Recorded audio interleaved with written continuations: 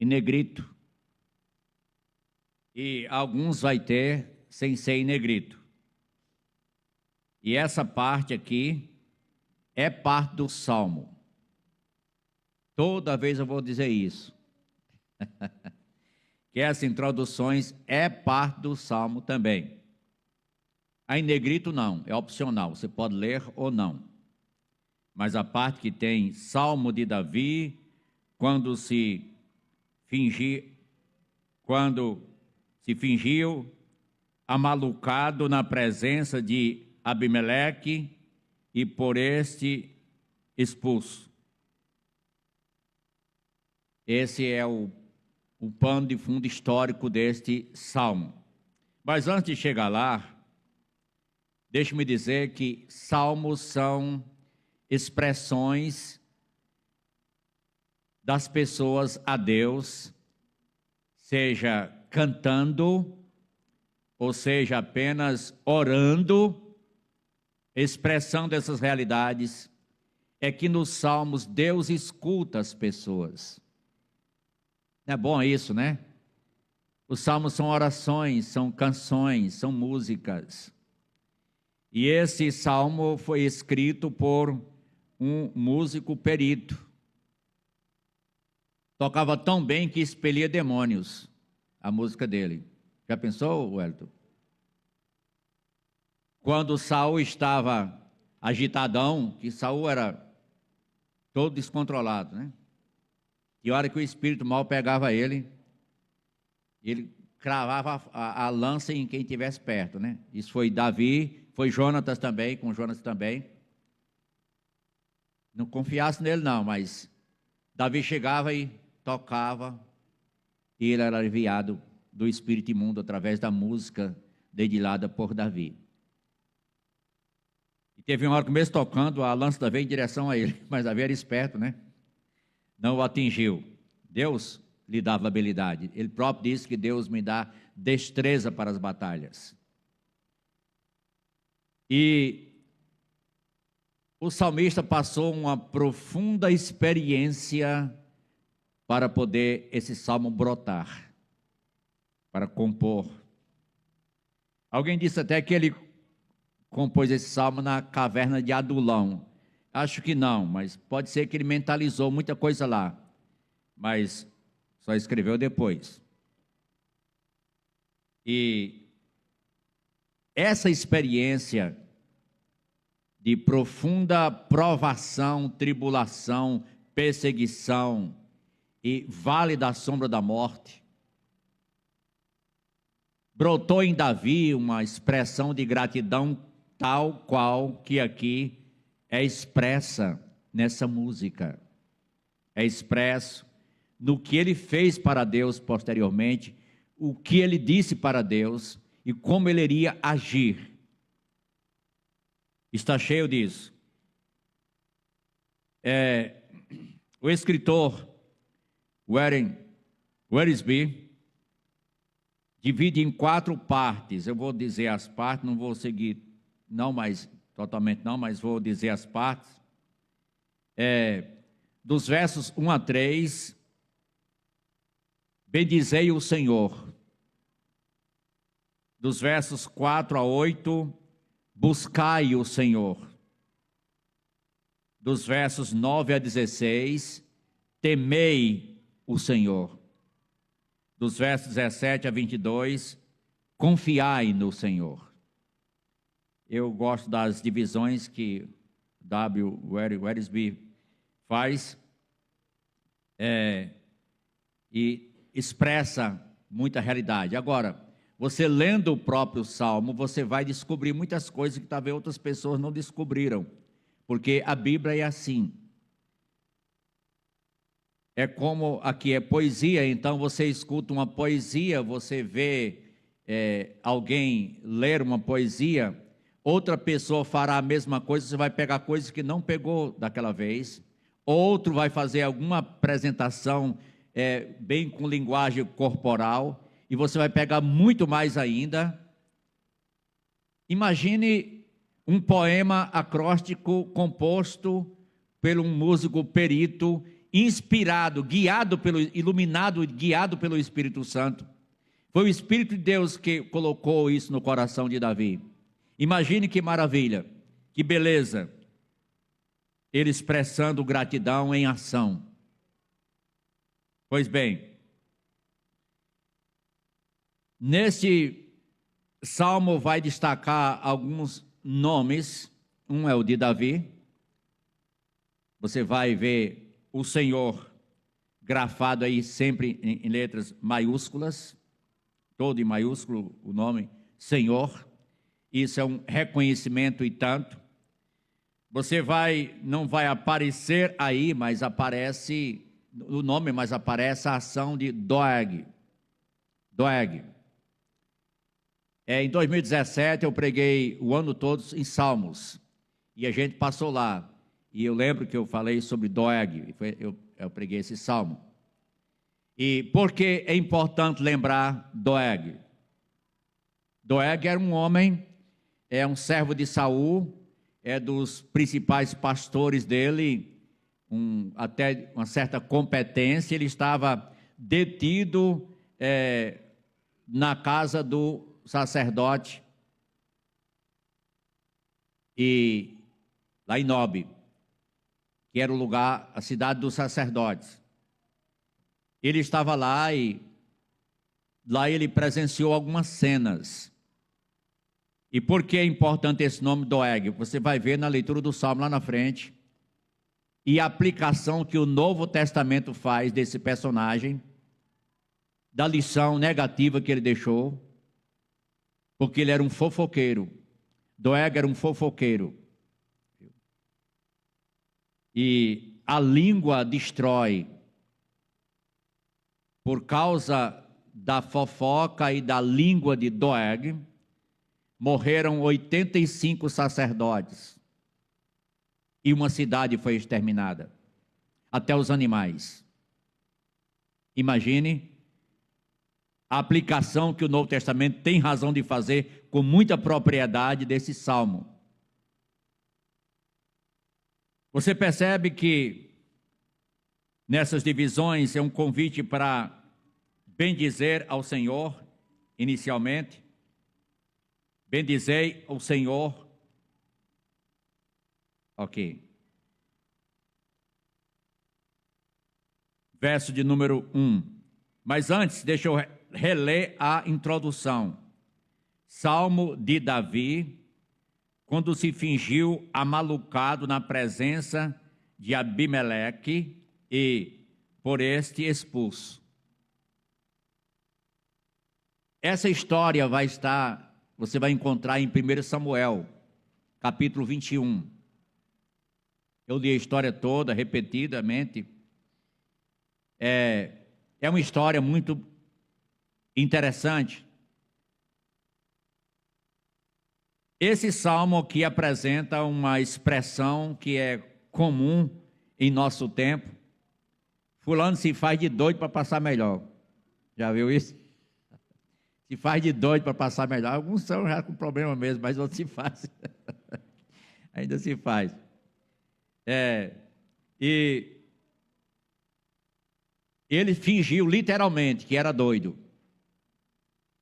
Fez gesto de doido, se agarrava com as paredes, fazia coisas sem nexo, babava, ao ponto do rei dizer: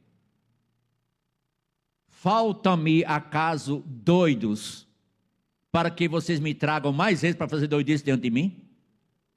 E expulsou, vai embora. É isso que Davi precisava, é isso que ele queria. Você sabe que esse contexto aqui tinha guerra contra os filisteus. E os filisteus eram inimigo do povo de Deus. E o desafiava, tempos em tempos, resolvia um problema, depois vinha outro problema. Veio aquele problema no qual veio Golias junto, um pacotão, Golias estava lá. E desafiava o exército de Israel. Quem de vocês pode vir me enfrentar? Todo dia amanhecia com isso. Lá de longe o exército lá outro caía. Quem quer vir lutar comigo? e foi colocado um desafio que quem topasse, então ia ser uma luta, o que vencesse representava o exército todo. E aí, era paz, só que um estava vencido, o outro tinha que baixar a guarda porque foi vencido. E aí foi que Davi topou enfrentar Golias, um menino, um jovem rapaz, pequeno em relação a Golias, é claro, mas muito esperto. E o gigante tem algumas desvantagens. Ele não tem a esperteza que um pequeno tem. E Davi era guerreiro acostumado. Mas ele não quis nem a armadura de Saul, não quis espada, não quis capacete, escudo. Entregaram a ele, ele desfez de tudo. Deixa comigo. Foi lá no ribeiro, pegou quantas pedras? 5 pedras. Quantas ele usou? 1. Quantas sobraram? Golias tinha 4 irmãos. Ele podia ter uma para cada um, se fosse necessário, mas não foi necessário, porque o exército baixou a guarda. E após acertar Golias, Davi ainda foi lá, não sei que conseguiu pegar a cabeça dele, né? Cortou a cabeça dele e levou a cabeça dele, né? E a espada dele também. Foi pesado, né? A espada de Golias era grande. E ele levou, como ele não matou a cobra e mostrou o pau, não. Ele matou a cobra e mostrou a própria cobra. Está aqui a cabeça dele. Foi. Então, isso trouxe um rebuliço no arraial, porque Davi foi aclamado o herói, pois Saul matou milhares, mas Davi matou 10 milhares. Já pensou? E provocou nele, em Saul, o rei, um ciúme de Davi, e começou as perseguições. E Saul decidiu matar Davi mesmo. Ele não conseguia, então ele montou a estratégia de casar ele com a filha dele, mas aí quando foi o tempo do casamento, ele casou ela com outro. Aí findou Davi casando com Abigail, que era outra filha. E nesse contexto, ele colocou Davi como chefe do exército dele, porque queria que ele morresse nas batalhas. É o comandante do exército, fazia as saídas e as entradas. E Davi fazia as saídas e as entradas com muito sucesso e não era atingido. Aí ele ficou mais revoltado ainda. Ele não morre, não. E começou a perseguir particularmente. Jonatas tornou-se amigo de Davi. Amicíssimo de defender Davi e comunicar ao pai, tentando defender Davi. E comunicando a Davi que o pai estava perseguindo, estava em tal lugar para perseguir, com o exército lá para perseguir ele. Ele fugiu. E foi nesse momento que ele fugiu, que ele chega na casa, lá na cidade dos sacerdotes, Nob. Os sacerdotes moravam lá. E ele chegou assim sozinho, sem nada. Aí ele aprontou uma. Disse, olha... Aí o sacerdote, o que aconteceu com você? Chegou aqui só, cadê os seus homens? O que está acontecendo? Ele disse, não, eu estou aqui numa missão muito nobre, a mando do rei, e eu saí tão apressado que não peguei nem armas nem nada, estou aqui com fome, quero comida e quero armas. Aí o sacerdote disse, eu não tenho aqui pão normal, só os da proposição, eu vou lhe dar. Ele deu muito pão a ele, para ele comer e para levar. Mas a espada, você tem uma espada? Eu não tenho espada, e tenho uma espada, está enrolado num pano, atrás da estola sacerdotal, que era a espada que ele tinha deixado lá, que foi com quem matou Golias. Aquela espada grande. Leva essa aqui, só tenho essa. Não tem outra, o jeito é levar essa. Ele levou, uma espadona de todo tamanho. Aí ele chega agora em Aquis, que era dos filisteus. Ele chega lá, que o nome dele é dado aqui, porque era uma dinastia, né?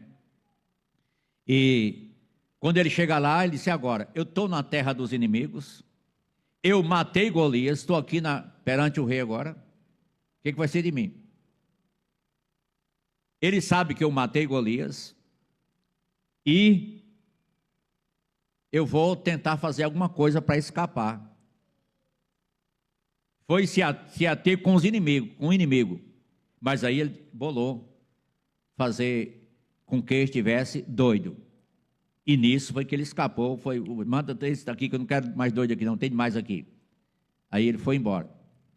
Quando ele estava lá na cidade do sacerdote, tinha um homem presente que estava detido lá, que viu tudo o que aconteceu, a conversa dele com o sacerdote. O nome desse homem era qual? Hein? Doeg, não esqueça esse nome não. Doeg, para você nunca ser igual Doeg. Dói. Então,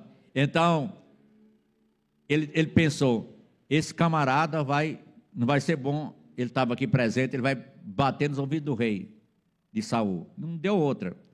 Quando ele chegou lá em Saul, disse: olha, eu estava lá em Nob e aconteceu assim. Aí, espera aí que eu vou pegar ele. Isso levou à morte, mandou chamar o sacerdote que deu acolhida a ele, que deu pão e deu arma. Você está contra mim. Então o sacerdote foi executado, mais 85 sacerdotes foram executados, mas a cidade, os animais foram mortos. Ele mandou matar, o rei mandou matar. E Doeg foi com as pessoas para fazer esse trabalho. Por causa de quê? Da língua. Por causa da língua. Nesse contexto, você vai ver aqui agora, Salmo 34, verso 12. Faz parte dos ensinamentos de Davi. Ele traz ensinamentos: vinde, filhos, e escutai-me, eu vos ensinarei o temor do Senhor. Aí volta lá, o verso 12. Quem é o homem que ama a vida e quer longevidade para ver o bem? É uma pergunta importante. Refreie a língua do mal e os lábios de falarem dolosamente.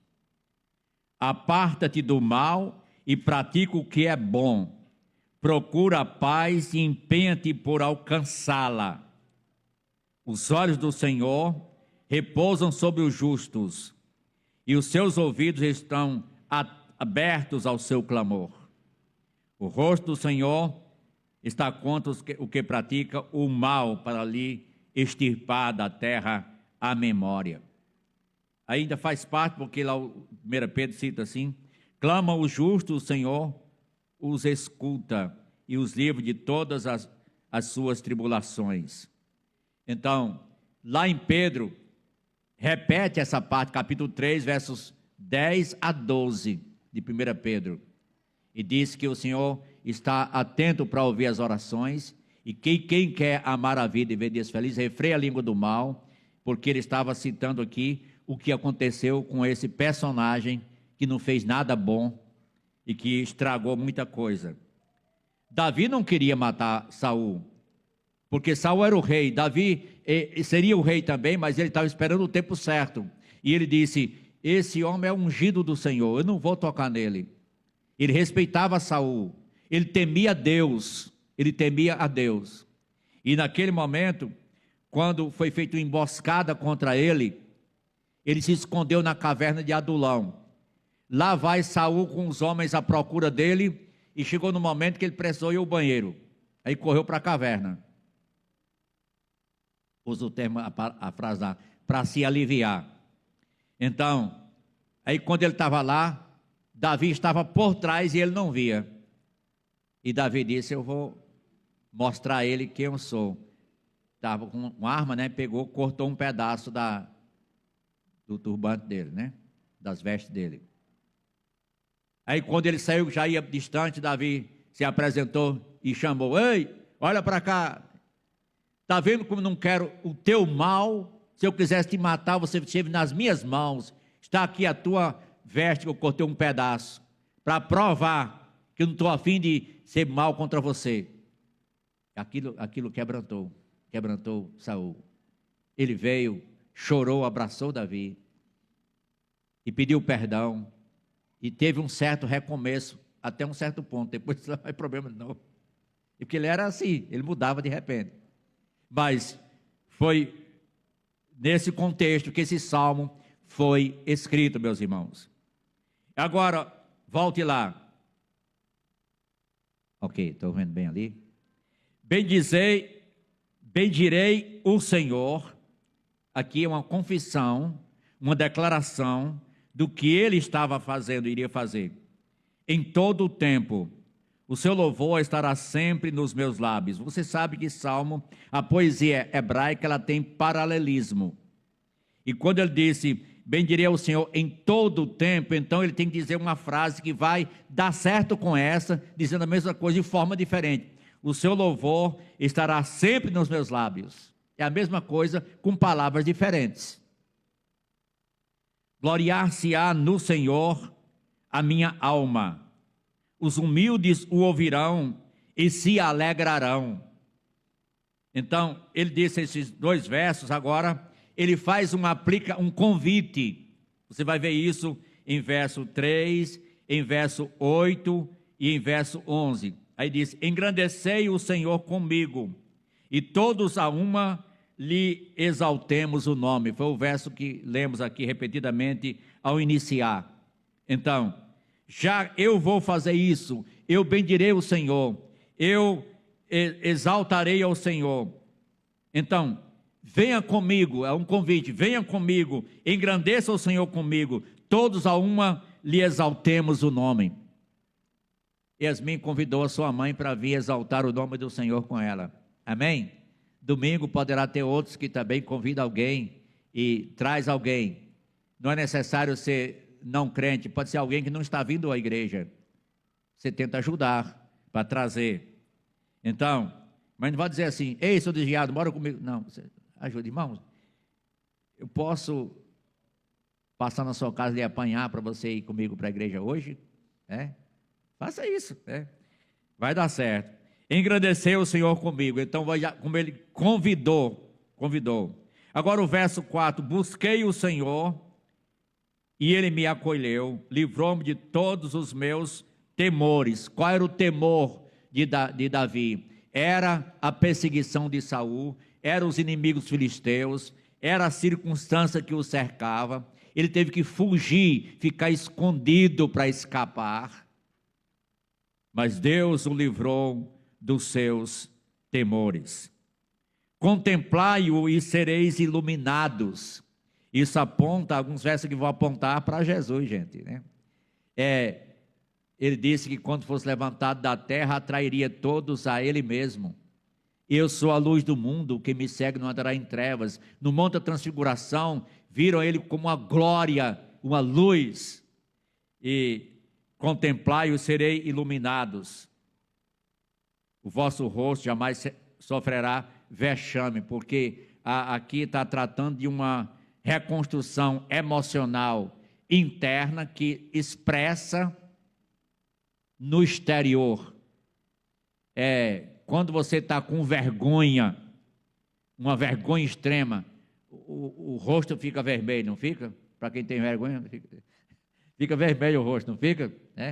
Daniel disse que a nós pertence o corá de vergonha.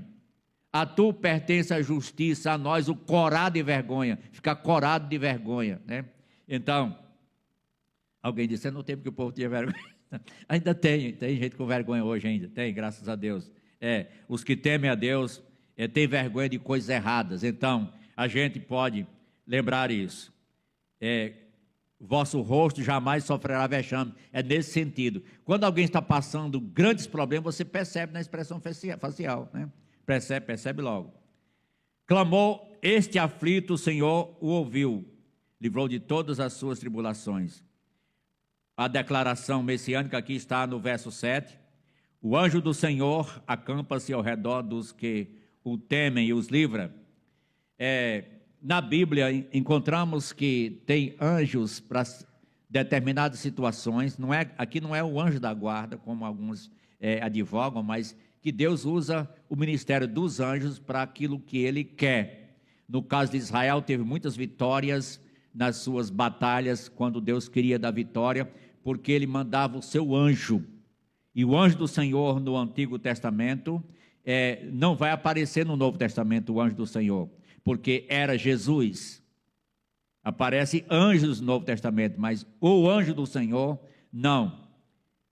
A menção que é feita é um anjo, mas não o anjo. E por isso, o anjo do Senhor acampa-se ao redor dos que o temem e os livra.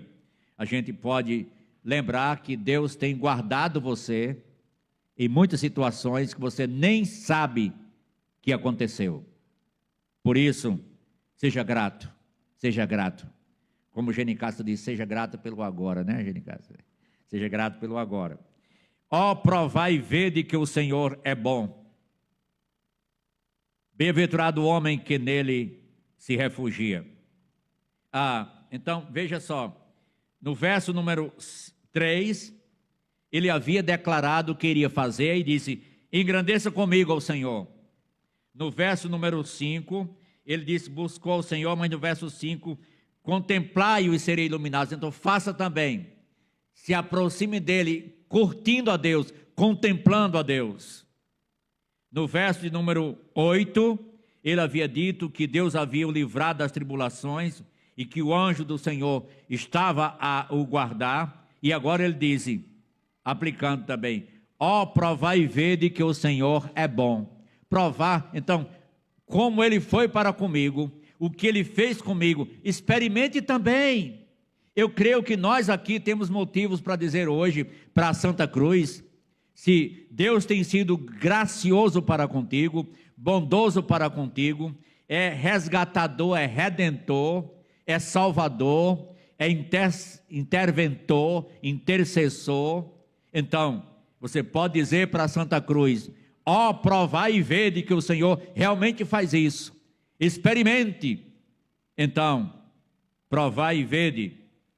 Aí segue, temei ao Senhor, e dá exemplo até dos animais, os leãozinhos. Aí do verso 11 agora muda, ele passa a ensinar. Vinde, filhos, e escutai-me, eu vos ensinarei o temor do Senhor. E Provérbios 1, 7, o temor do Senhor é o princípio da sabedoria. E esse temor do Senhor, ele na prática, aqui envolve o cuidado com a língua. Usando o exemplo de quem? Doeg, não esqueça esse nome. Doeg, viu? Doeg, não esqueça esse nome. Então, aí começa a mostrar esse exemplo, citando 1 Pedro, capítulo 3. Olha 1 Pedro, capítulo 3. Eu vou ler aqui o verso de número 10.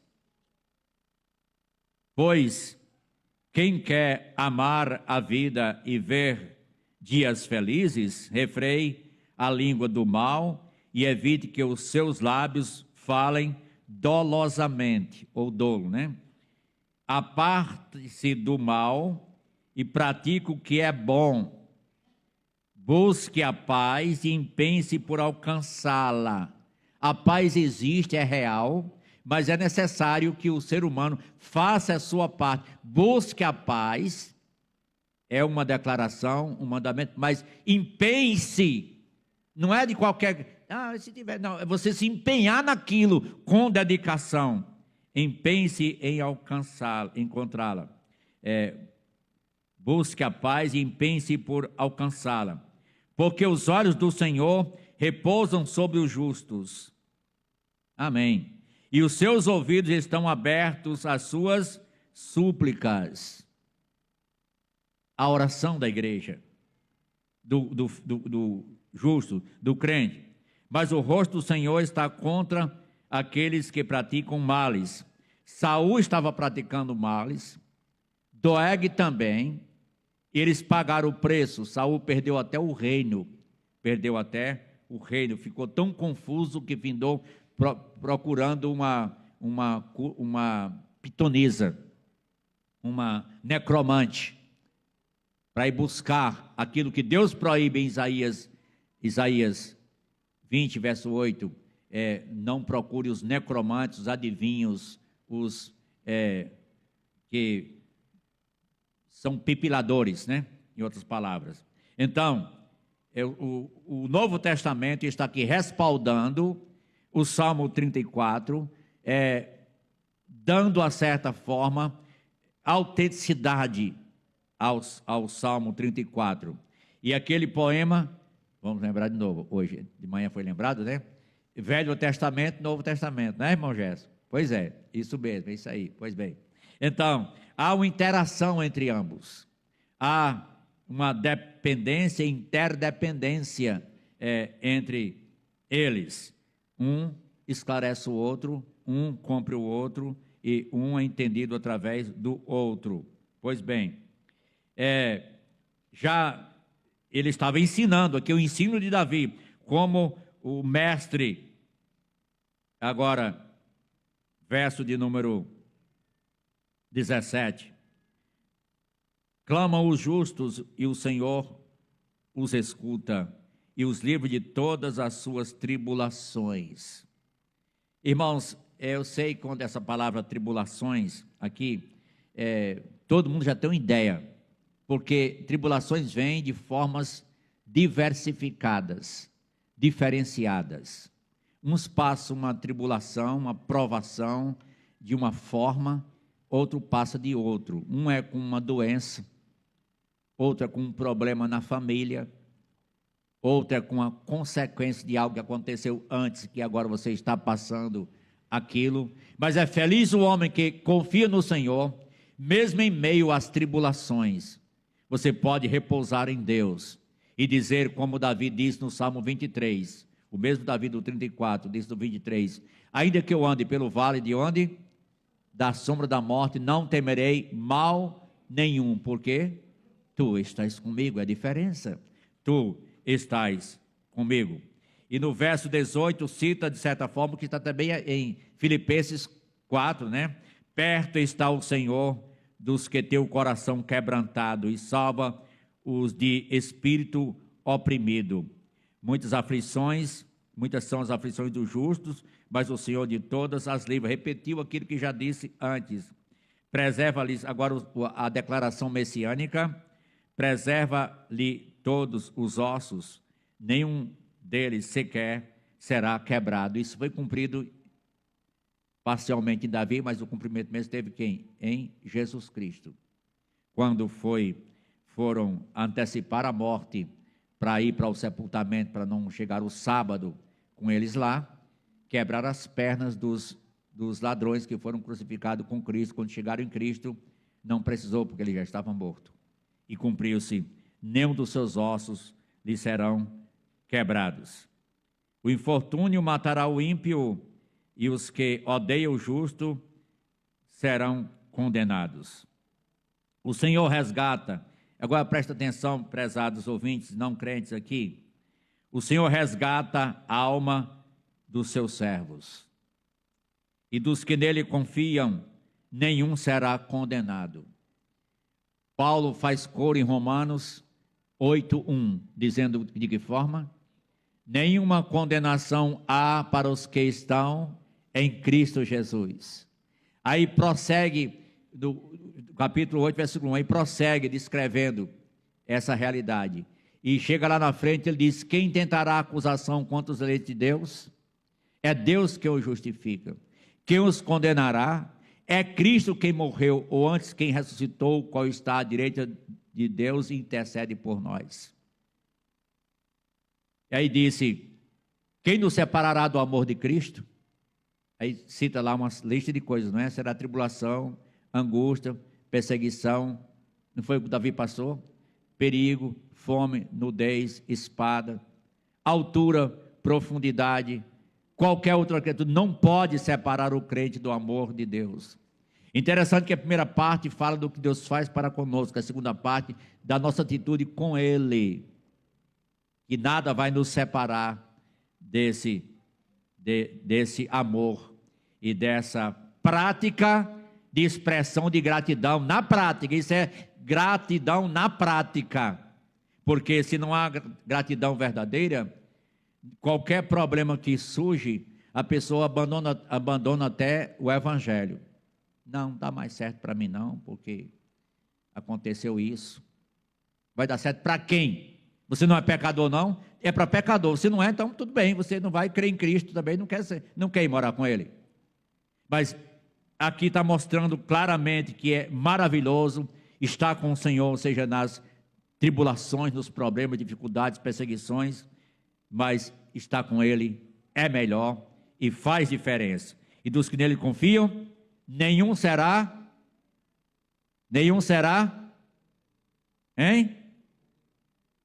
condenado. Nenhum será condenado. Amém? Está seguro?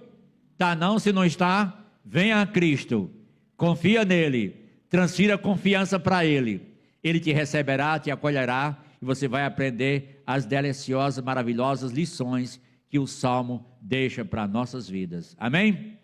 Nosso bendito Deus, agradecemos por Jesus Cristo. Agradecemos, Senhor nosso Pai, porque o Senhor é Deus, o Senhor é bom, a tua misericórdia é eterna. Senhor, o Senhor foi com Davi, o Senhor foi com os teus, e o Senhor será conosco, tem sido conosco e será com todo aquele que em ti confia e que não os abandona. Louvado seja o teu nome, ó Pai. Se tem alguém nos ouvindo, ó Pai, que ainda não tem a certeza de que a sua vida está segura em Cristo, hoje corra para esse refúgio. Ele é o refúgio verdadeiro. Deus é nosso refúgio e fortaleza. Portanto, Senhor, obrigado pelo que Jesus Cristo fez, pagando os nossos pecados na cruz, para nos dar essa paz que a pessoa agora precisa se aproximar dele para receber essa paz no coração e na vida. Se tem alguém que não é crente, que gostaria de receber Jesus Cristo como teu único Salvador, hoje à noite, dá um sinal com a tua mão dizendo: eu quero me decidir para Jesus, porque eu entendo que Ele é a solução, não é uma igreja, não é uma religião, não é outra pessoa, é só Ele, e eu quero me identificar com isso dá certo para mim, eu sou pecador, Ele é o Salvador, Ele é o libertador, eu preciso disso, eu quero Jesus, eu quero ser salvo, eu quero perdão, eu quero vida eterna. Faça isso e nos comunique, você se identifica com essa realidade. Amém? Deus seja louvado.